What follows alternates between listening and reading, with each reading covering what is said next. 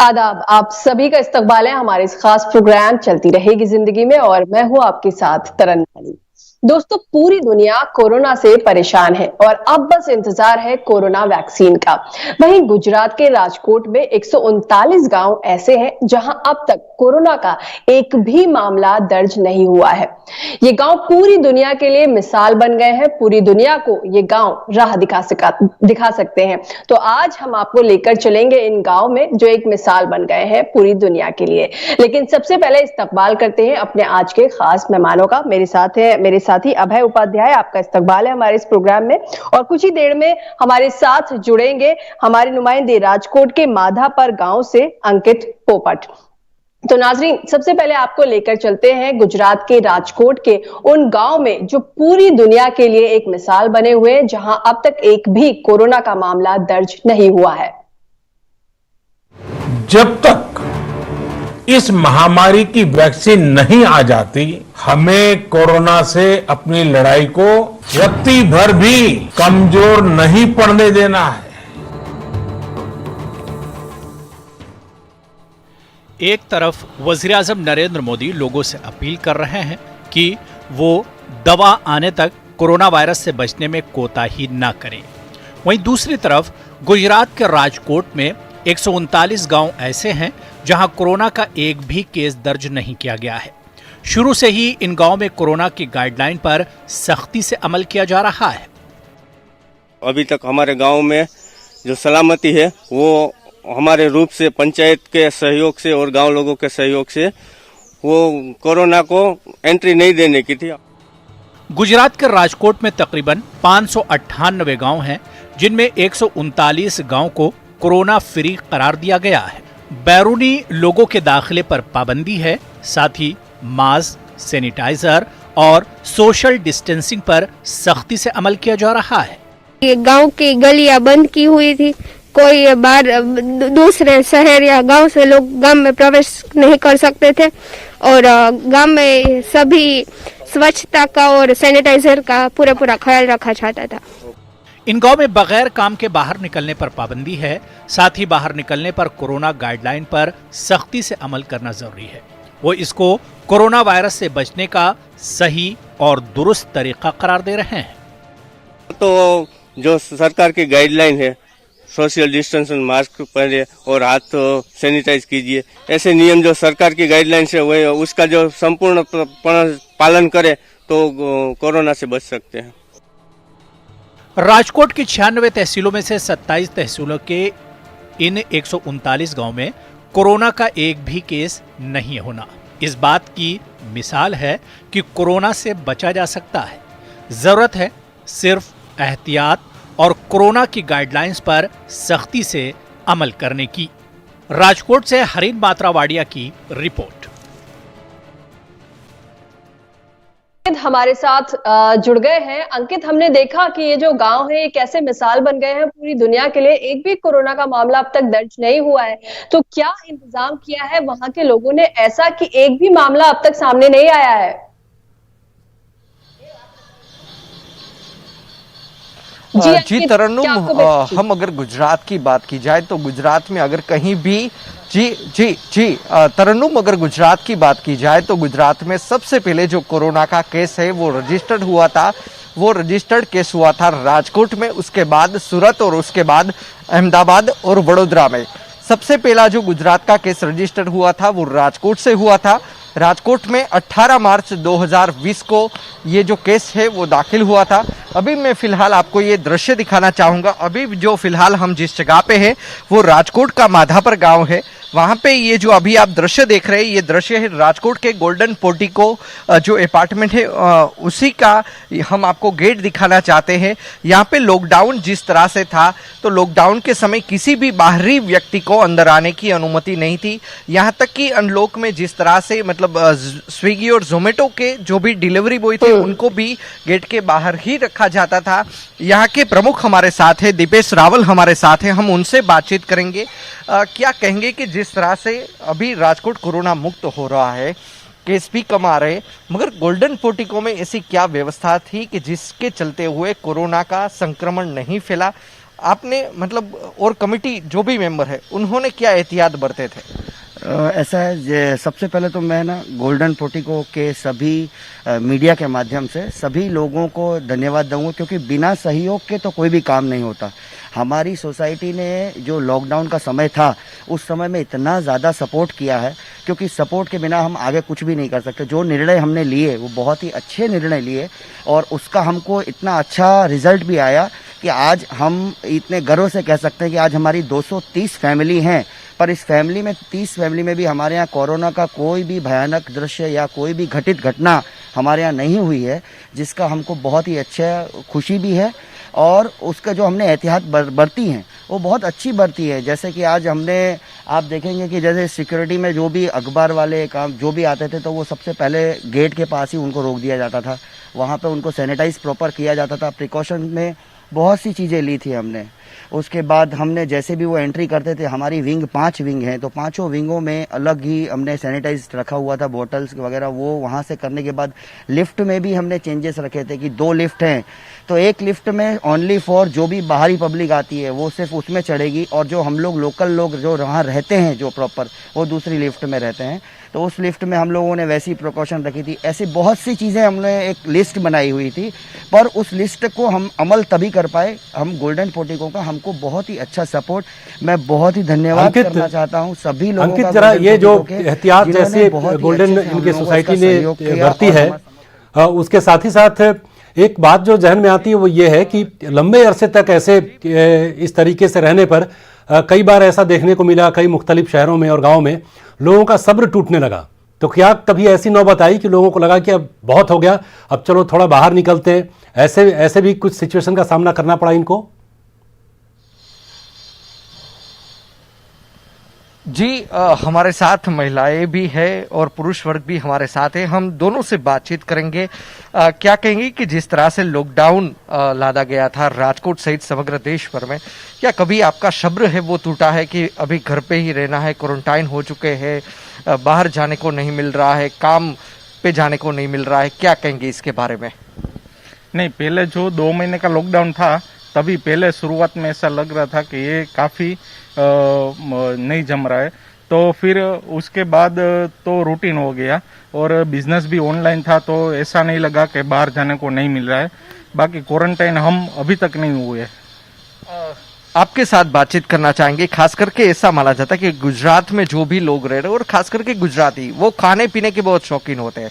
तो जिस तरह से लॉकडाउन लादा गया था, रेस्टोरेंट वगैरह में लोग नहीं जा पा रहे थे, आपका भी शायद रेस्टोरेंट का ही बिजनेस है, क्या कहेंगे उस समय आपकी सब्र का बांध था जो टूट गया था, क्या कहेंगे इसके बारे में? इसके बारे में मैं यही कहूँगा कि फिलहाल भगवान की दया से अभी जो कोरोना का जो सिचुएशन है वो अभी कम हुआ है। हम भगवान से यही प्रार्थना में करेंगे कि जितनी जल्दी से जल्दी ये ख़त्म हो और हम लोगों को इससे मुक्ति मिले। पहली चीज़ तो आज सबसे बड़ा दुखद समाचार ये है कि कनौड़िया ब्रदर्स में दोनों भाइयों का देहांत हुआ। इसके लिए मैं बहुत ही सद्भावना प्रकट करता हूँ उनके लिए कि आज मेरे को ये न्यूज़ मिली। भगवान से मैं यही प्रार्थना करता हूँ कि जल्द से जल्द ये ख़त्म हो और हमको अब आगे बढ़ने का अवसर प्राप्त हो। जी, मैं आपको बताना चाहूँगा कि जिस भाई साहब ने जो कनौड़िया ब्रदर्स की बात की, उनको गुजराती जो मतलब फिल्म इंडस्ट्री है उनके अमिताभ बच्चन माने जाते थे। उन दोनों भाइयों का कोरोना की वजह से देहांत हो गया है। यही बात ये जो माधापुर ग्राम के वासी है वो बता रहे थे। हम महिलाओं से भी बातचीत करेंगे। क्या कहेंगे कि अभी फिलहाल कोरोना का कहर है वो खत्म होने वाला है, दिख भी रहा है, पॉजिटिव केस में भी गिरावट आ रही है, क्या कहेंगे? हाँ, ये अच्छी बात है कि कोरोना पॉजिटिव अब लोग बहुत कम आ रहे हैं और जो मतलब पहले जितने ज़्यादा मात्रा में आते थे उससे बहुत ही कम हो गए हैं। ये एक अच्छी मतलब गुड न्यूज़ है कि त्योहार नज़दीक आ रहे हैं। सबसे बड़ा दिवाली का त्योहार है, तो वो त्योहार सब लोग को बहुत उत्साह से मनाते हैं कि चलो इतने बाकी के त्योहार नहीं मना पाए। नवरात्रि भी जो राजकोट की जान कहलाती है, रंगीला राजकोट कहलाता है, तो नवरात्रि भी ऐसी गई, तो दिवाली में लोग थोड़े बहुत ऐसे घर के बाहर निकलने की हिम्मत करेंगे। अंकित, आपके साथ वहाँ की अपार्टमेंट की महिलाएं भी हैं और ये लॉकडाउन का जो पीरियड था इसमें इनकी जिम्मेदारी बहुत ज्यादा बढ़ गई। जो ऑनलाइन बच्चों के क्लासेस भी शुरू हुए तो घर में ही मैनेज करना था, बच्चों को टाइम पर पढ़ने के लिए बिठाना, उनको तैयार करना, नॉर्मल डेज में तो ये होता है कि बच्चों को एक बार तैयार करके स्कूल भेज दिया तो इनके पास भी रेस्ट करने का मौका होता है, कुछ अपने लिए कुछ करने का वक्त मिल जाता है। तो इसमें इन लोगों ने कैसे तालमेल बिठाया? जी जी जी हम उसी मुद्दे पर बातचीत करेंगे। क्या कहेंगे कि जिस तरह से मतलब लॉकडाउन था उसके बाद अनलॉक पार्ट 5 चल रहा है, लॉकडाउन में फिर ऑनलाइन क्लासेस बच्चों की शुरू हो गई थी। एक समय था जब आप बच्चों को तैयार करके स्कूल वगैरह भेज देती थी, 5 या 6 घंटे मम्मी को आराम मिल जाता था। अभी आप किस तरह से मैनेज कर रही है? बस लॉकडाउन में वैसे तो बहुत सारी दिक्कतें आई, ऑनलाइन क्लासेस में भी बहुत ही दिक्कतें आई, लेकिन एक तरह से बच्चों को एक नया तरीका मिला पढ़ने का, वो भी एक नया तरीका, हमें भी नई नई चीज़ें जानने को मिली, फैमिली के साथ टाइम स्पेंड किया। लेकिन अभी अनलॉक हो रहा है, वो भी हमें बहुत अच्छा लग रहा है। अभी धीरे धीरे सिचुएशन स्टेबल हो रही है, तो हमें बहुत अच्छा अंकित, लग रहा है। एक सवाल इनसे और पूछिए कि क्योंकि औरतों का काम बहुत ज्यादा बढ़ गया था, तो क्योंकि पहले की बात करें जब लॉकडाउन था तब तो लोग मेड को नहीं बुला रहे थे, लेकिन अब अनलॉक जैसे जैसे हो रहा है तो लोग मेड वगैरह को घर में बुला रहे हैं, उनकी मदद ले रहे हैं घर के काम में। तो क्या इस सोसाइटी में मेड्स का आना शुरू हुआ है, लोग बुला रहे हैं? जी जी जी हम उसी पे बातचीत करेंगे। क्या कहेंगे कि पहले जो लॉकडाउन का समय था उस वक्त काम वाली बाई, जिसको हम बोलते हैं मेड बोलते हैं, उनका आना वर्जित यहाँ पे रखा गया था। अभी क्या उनको आने दे रहे हैं? किस तरह का प्रिकॉशन भी आप लोग ले रहे हैं, क्या कहेंगे? हाँ नहीं, अभी हम उसको मेड को आने दे रहे हैं। और क्या है कि नीचे ही हमने सैनिटाइजर रख दिया है, वो सैनिटाइज करके घर पे आती है, हम घर पे भी उसको सैनिटाइज कराते हैं, फिर वो वापस जाती है तो अपना सैनिटाइजर होता है तो उससे भी क्लीन करते हैं, हमारा सैनिटाइजर से क्लीन करके वापस जाती है। वो मेड का भी हम ख्याल रखते हैं। और हाँ, अभी वो पहले नहीं आने देते थे कि स्टार्टिंग था तो क्या कि किसी कौन कहाँ से आता है इसलिए, लेकिन अभी तो सब ठीक हो गए, पॉजिटिव भी अभी है सब, और नेगेटिव केस भी कम आ रहे हैं, तो हमने सब मेड को भी अलाउड कर दिया है कि अभी सब पूरे बिल्डिंग में भी मेड आती है। क्या कहेंगे कि जिस तरह मतलब लॉकडाउन के चलते हुए जब वर्जित था मेड का आना, काम वाली बाई का आना, उस वक्त आपका भी काम बहुत सारा बढ़ गया होगा, क्योंकि पतिदेव थे वो बिजनेस काम पे नहीं जाते थे, पूरा दिन घर पे ही थे, बच्चे भी पूरे दिन घर पे ही थे, छुट्टी वगैरह कुछ नहीं था, जैसे देखने जाए तो छुट्टी ही थी। क्या कहेंगे इसके बारे में? हम लोगों के लिए एक तरह से लॉकडाउन जो हुआ था अच्छा हुआ था, क्योंकि बहुत सारी चीज़ें सीखने को मिली, बहुत सबके साथ समय बिताने का भी समय मिला, फैमिली के साथ, बच्चों के साथ, हस्बैंड के साथ, और अच्छा लगा, ऐसा नहीं है। लेकिन हाँ, धीरे धीरे जब सब केस ख़त्म होने लगा तब अब थोड़ा सा बिजी हो गए हैं, अब इतना टाइम नहीं रह पाता है किसी के पास। लेकिन ये है कि बच्चों की पढ़ाई लिखाई सब अच्छी, अभी ऑनलाइन अच्छी चल रही है। अंकित, गुजरात तो माना ही जाता है कि जहां ज्यादातर लोग किसी न किसी तरीके से व्यवसाय से, ट्रेड से जुड़े होते हैं। इस अपार्टमेंट में भी बहुत सारे लोग होंगे जिनका बिजनेस होगा। एक शख्स जो बता रहे थे कि ऑनलाइन उनका बिजनेस था, उनको बहुत कोई परेशानी नहीं हुई, लेकिन बहुत सारे ऐसे लोग भी होंगे जिनके बिजनेस में उनका वहाँ फिजिकल प्रेजेंस से बहुत ही ज़रूरी होता होगा। तो उसको उन्होंने कैसे मैनेज किया? क्या वो बंद था, अब शुरू हो गया, क्या सूरत हाल है? जी हम उसी के चलते हुए बात करेंगे। क्या कहेंगे कि इन भाई साहब का जो बिजनेस था वो ऑनलाइन था, आपका है जो ऑफलाइन है, आप मार्केटिंग भी करते हैं। किस तरह से आपकी जो हाजिरी है वो फिजिकली मतलब मायने रखती है, तो किस तरह से आपने मैनेज किया था? हमने तो कुछ समय जो बिल्कुल जब पीक पोजीशन थी उस समय तो हम वर्क टू होम थे, पर कंपनी ने हमें सपोर्ट किया है। कंपनी ने हमको वर्क टू होम का भी जो भी पे है वो करी है कंपनी ने, और वर्किंग तो हुई है, ऐसा नहीं है। थोड़ा बिजनेस में और उसमें सेल्स में इफेक्ट आई है, जिसका तो अब कुछ कर नहीं सकते। बाकी उसको कवर अप हम लोग नेक्स्ट जैसे जैसे थोड़ा थोड़ा सा हम लोगों को रिलीज मिलता गया, उस हिसाब से हमने अब कवर अप किया है और हमारी सेल्स बराबर आ गई है इस मंथ से।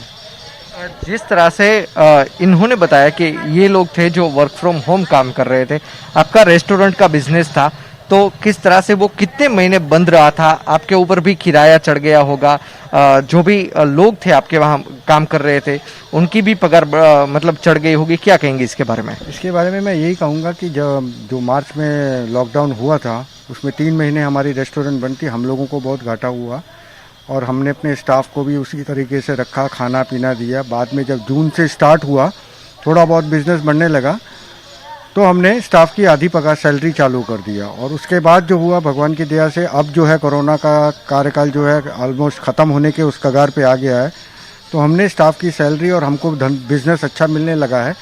इसी आशा के साथ मैं यही कहूँगा कि धंधा अपना चलता रहे और ये कोरोना जो है वापस अपने दूसरे मोड़ पे निकल जाए। जी, क्या कहेंगे कि जिस तरह से आपने भी बताया आपका ऑनलाइन का बिजनेस है, ऑनलाइन बिजनेस आप करते हैं, किसका बिजनेस है और कोरोना से आपको फायदा मिला था या फिर कोई नुकसान हुआ है, क्या कहेंगे? नहीं, मेरा इंश्योरेंस का बिजनेस है, तो उसमें मुझे एक्चुअल में कोरोना का फायदा मिला था क्योंकि लोग डर रहे थे, डर का माहौल था। तो मेरा कोरोना का जो इंश्योरेंस का स्पेशल पॉलिसी था वो उसका भी बिक्री ज़्यादा हुई थी। फिर लाइफ इंश्योरेंस का और मेडिक्लेम हेल्थ इंश्योरेंस का भी बिक्री ज़्यादा हुआ था। तो तभी मुझे मेरे पर्सनली मुझे कोरोना काल में बिजनेस में फ़ायदा हुआ था। जी, चलिए, लोग बता रहे हैं किसी को नुकसान हुआ, किसी को फायदा हुआ। अभी हम अंदर के तरन्नुम अभी जी जी जी जी, मैं ये अभी हम आपको ये कुछ दृश्य दिखाना चाहते हैं कि जिसे भी कि किस तरह से जी किस तरह से मतलब यहाँ पे जो आप जैसे देखते हैं कि किस तरह के प्रिकॉशन के भाग रखे जाते हैं। आप अभी देख रहे हैं कि कोई भी अगर बंदा आता है तो उसको हाथ से नहीं करना है, यहाँ पे उनका मतलब पाँव से वो दबा रहे हैं और इसी के चलते हुए ये सबसे पहले सैनिटाइज करते हैं। उसके बाद अगर हम बात करने जाए तो यहाँ पे दो लिफ्ट रखी हुई है। दोनों लिफ्ट में मतलब यहाँ की जो कमेटी है उन्होंने एक बात यहाँ पर लिखी हुई है कि ये जो लिफ्ट है वो कौन से लोग हैं वो यूज कर सकते हैं।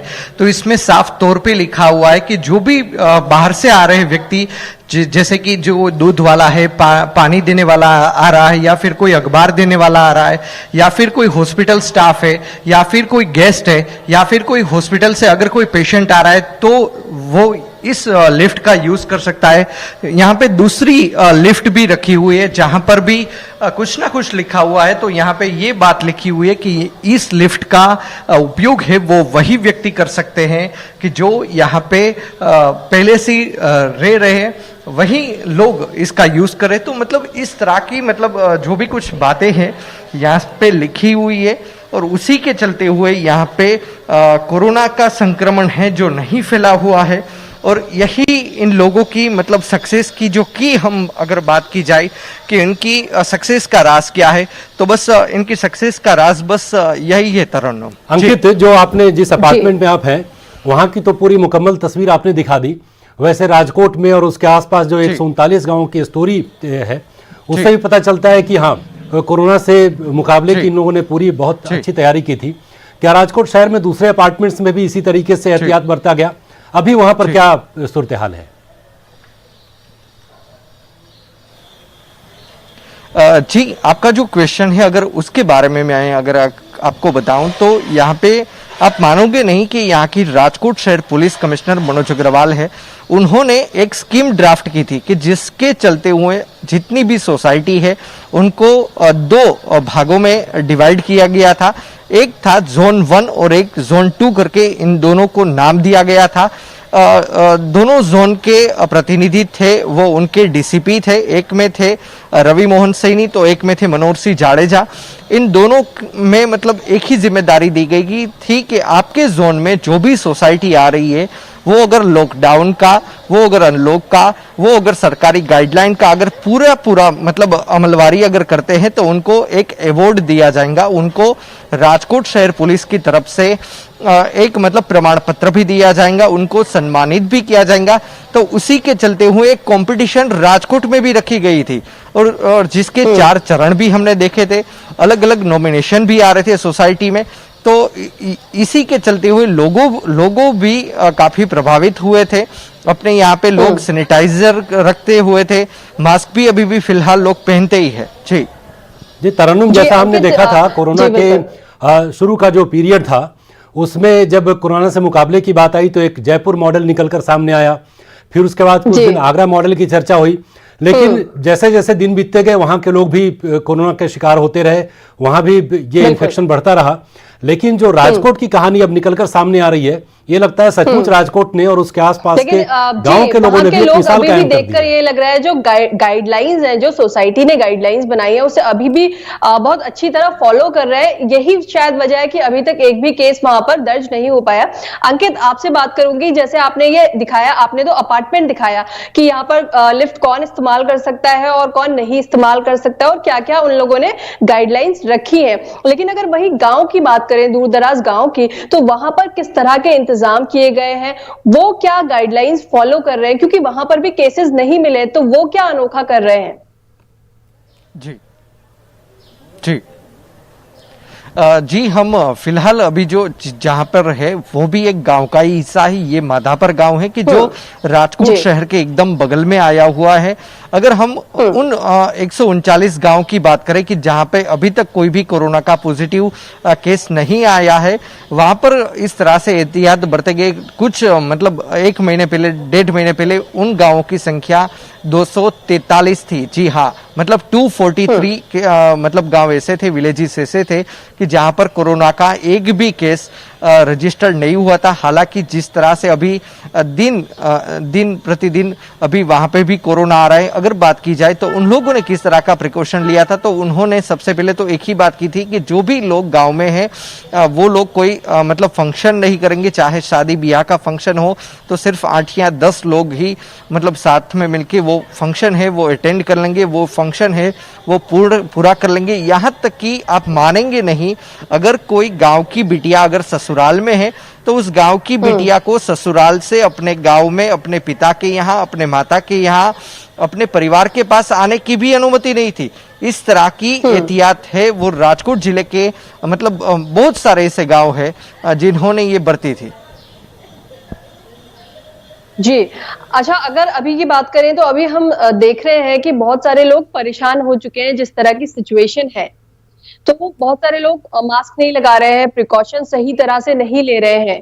तो वहां पर गांव में क्या लोग मास्क लगा रहे हैं? क्या अभी भी पूरी चीजें फॉलो कर रहे हैं जो सरकार ने गाइडलाइंस दी हैं, उसका पूरी तरह से पालन कर रहे हैं?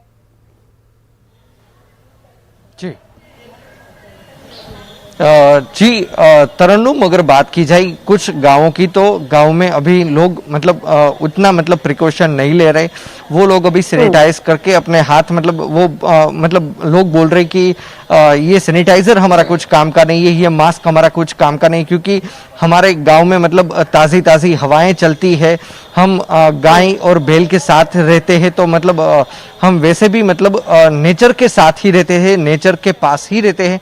तो कई गांव में अभी सरकारी गाइडलाइन का जो फॉलोअप है वो नहीं होता है। हम लोगों से भी बात करेंगे कि क्या सिटी में किस तरह की व्यवस्थाएं हैं, क्या कहेंगे कि कुछ गांव में क्या मतलब लोग मतलब है वो मास्क पहनते हैं, सैनिटाइज करते हैं, क्या कहेंगे इसके बारे में? सिटी में भी क्या मतलब हालात है और गांव में भी क्या हालात है?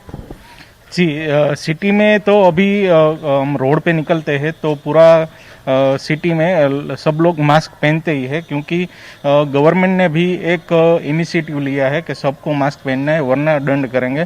तो इस हिसाब से भी सब लोग मास्क पहनते ही है और सब ऑफिस में, बैंक में और सब जगह पर सैनिटाइजर रखा ही है। जी, आप क्या कहेंगे कि जिस तरह से हम माधापर गांव में ही खड़े हैं, यहाँ से अगर हम आगे जाएं तो मतलब गाय वगैरह सब कुछ मिलेंगे, लोग दूध लेने आते हैं, तो क्या सभी लोग मास्क पहनते या कुछ कुछ लोग हैं जो पुलिस यहाँ पे नहीं होती तो मास्क नहीं पहनते? क्या कहेंगे इसके बारे में? नहीं, अभी इतनी अवेयरनेस तो आ ही गई है कि 90% लोग पहनते हैं। कुछ कुछ लोग हैं जो खुद अवेयर नहीं है, खुद को कुछ पता नहीं है इस बारे में और खुद अपनी परवाह नहीं करते, वो लोग के छोड़ के बाकी सब लोग पहनते हैं, ज्यादातर लोग पहनते हैं। जैसे कि हमारे यहाँ काम वाली बाई आती है, दूध वाले आते हैं, सभी लोग पहनते हैं, सभी लोग।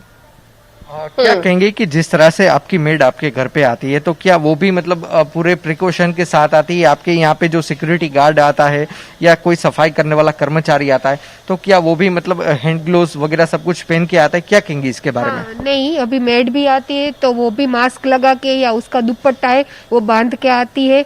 और आपने अभी देखा कि उसकी लिफ्ट भी हमने अलग रखी है। मेड है या बाहर से जो भी आते हैं वो सब दूध वाले आते हैं उसका भी लिफ्ट अलग है, वो भी हैंड ग्लोव्स पहन के आते हैं, मास्क पहन के आते हैं और पूरी प्रिकॉशंस रखते हैं। नीचे भी सैनिटाइज करते हैं और उसका हैंड ग्लोव्स भी अपने पास ही होते हैं, तो सब प्रिकॉशंस रख के आते हैं। जी, मैं आपसे पूछना चाहूँगा कि लॉकडाउन हो या फिर अनलॉक हो, क्या कुछ बदल गया आपकी ज़िंदगी में? क्या कुछ बदलाव आए हैं? क्या कहेंगी इसके बारे में? बेशक बदलाव तो बहुत सारे आए हैं, जो पहले नहीं देखा था वो भी आज हमने देखा है। बच्चों की ज़्यादा केयरिंग हो गए, मतलब हम लोग भी ज़्यादा केयरिंग हो गए कि कैसे इससे ज़्यादा मान लो कभी लाइफ में और कोई आपत्ति आए तो उसको कैसे मेंटेन करना, तो वो सारी चीज़ें, बहुत सारी हमने नई चीज़ें भी सीखी है लॉकडाउन में। और हम गवर्नमेंट का भी थैंक कहना चाहेंगे कि हमने गाइडलाइन का पालन भी किया है और आगे जो भी आपदा आएगी तो हम लोग सब साथ मिलके उसका सॉल्यूशन ढूंढेंगे या फिर उनका पालन करेंगे। क्या कहेंगे कि अभी त्योहार भी आने वाले हैं, फिलहाल अभी ही नवरात्रि है जो खत्म हुई है, परसों ही खत्म हुई है। सरकार ने भी यहाँ पे नवरात्रि मनाने की परमिशन नहीं दी थी। आगे आने वाले दिनों में 10-15 दिन में दिवाली भी आने वाली है, तो क्या मतलब कुछ मिस कर रही है आप अभी त्योहार में?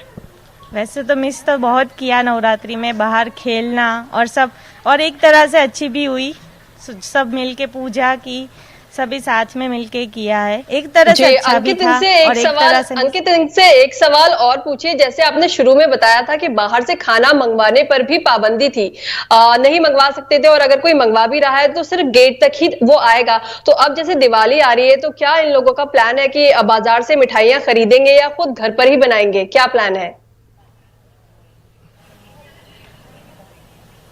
जी, हम इन्हीं देवी जी से पूछेंगे क्या कहेंगे कि जिस तरह से लॉकडाउन था, अनलॉक था, यहाँ पे कमेटी ने एक नियमावली बनाई थी कि जोमेटो वाला आएगा, स्विगी वाला आएगा, वो गेट तक ही आएगा, बाहर से खाना भी मंगवाने की छूट नहीं थी। तो अभी जिस तरह से दिवाली आ रही है, घर पे ही मिठाइयाँ बनाएंगे या फिर पतिदेव को लंबा लिस्ट देंगे कि आप बाहर जाके लेके आए? जिस तरह से अभी अनलॉक 5 में सारी छुट्टी मिल गई है तो कुछ कुछ बाहर से मंगवाएंगे, कुछ घर पे भी बनाएंगे और दिवाली बहुत ही अच्छे से मनाने का अभी सोच रहे हैं हम लोग।